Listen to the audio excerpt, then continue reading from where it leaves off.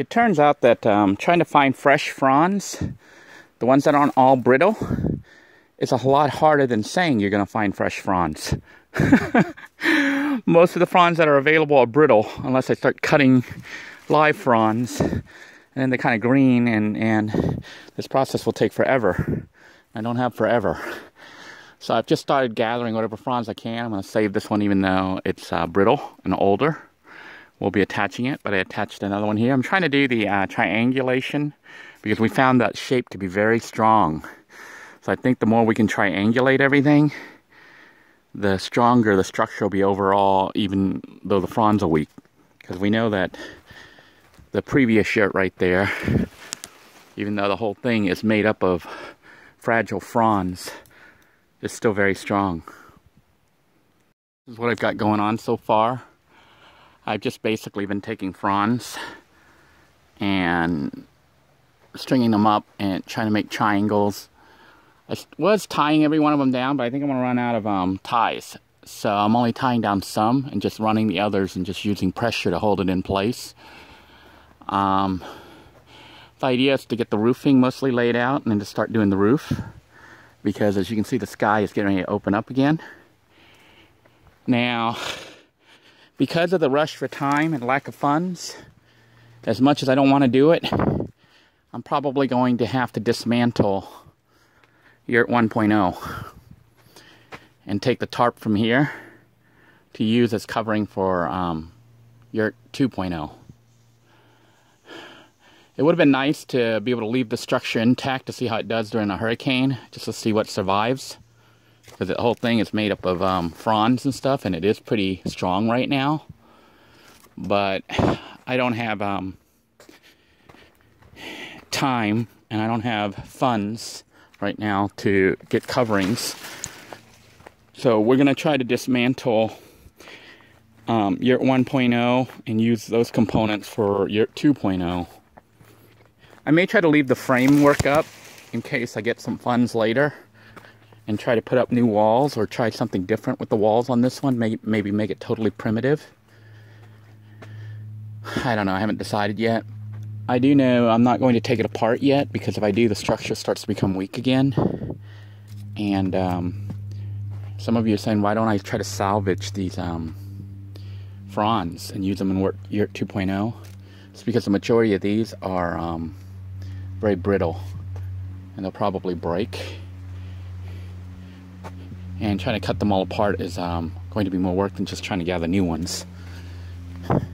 So I'll probably try to get the framework for the roofing and start to install the roof on the new yurt. And I'm going to do it in from the outside and work my way in. That way the new pieces overlap the old ones so water runs down and doesn't go through the cracks.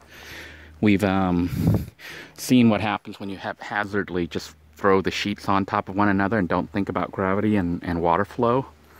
So we're going to try to build it this time using the lessons we learned from the original yurt.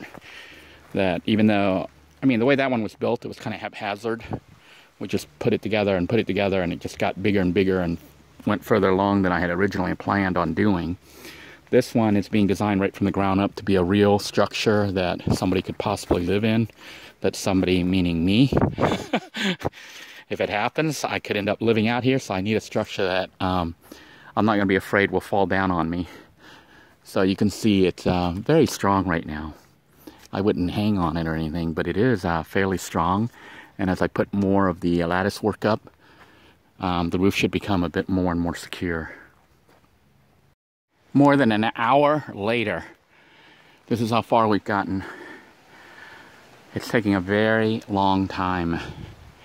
I'm trying to find wood that's as fresh as possible, fronds that are as fresh as possible, but unfortunately they're kind of hard to find, so I've been picking whatever I could that looks like it's not too brittle. And I've been just attaching it here, trying to do the crisscross patterns and not have any major big gaps, because we saw the problem with the roofing on the other one and we definitely don't want to deal with that again. Alright, we've We haven't gotten the whole roof done yet. You can see this whole side hasn't been done, but I did the front side here by the front door. I didn't finish up to the ceiling part yet, the top center, because we're going to leave that open so I can have access until I can do some more, because I'm going to do it in layers. The plan is going to be to put out the outer layer and then put up the inner layer. That way water flows where the seam is. It'll be going down, not up. Now I'm going to go ahead and try to lay out this part right here right now, just to see how this is all going to work, even though it means dismantling Yurt 1.0. So we're going to go ahead and start dismantling.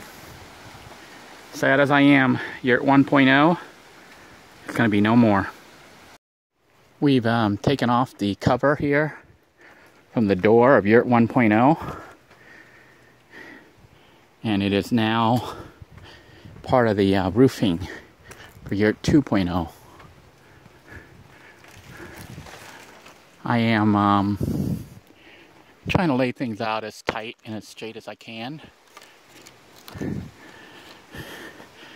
idea is to get the roofing up as soon as possible to keep the wood from rotting and getting wet and any worse than it is already.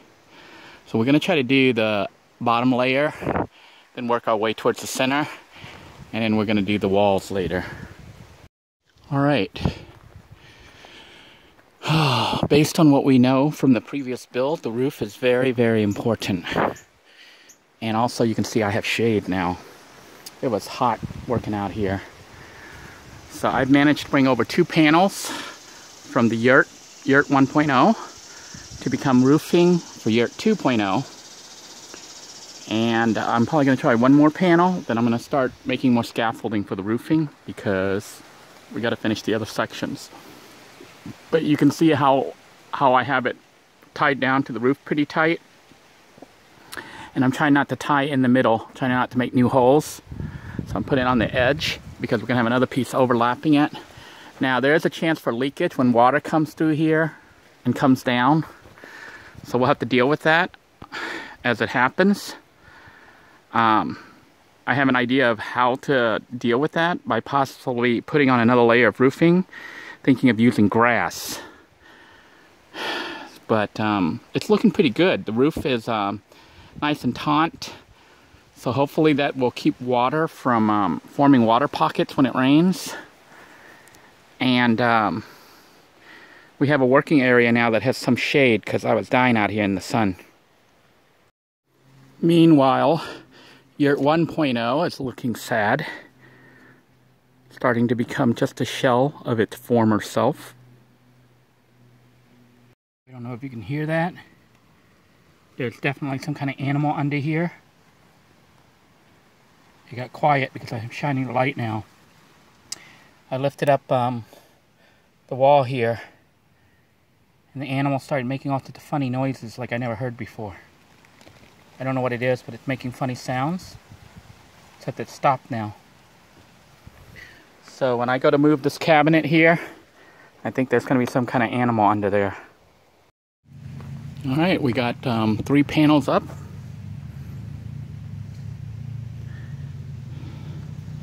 Now I need to put in the rest of the scaffolding so we can put up other panels. It's already looking pretty good. The question will be, though, when it rains, what's going to happen?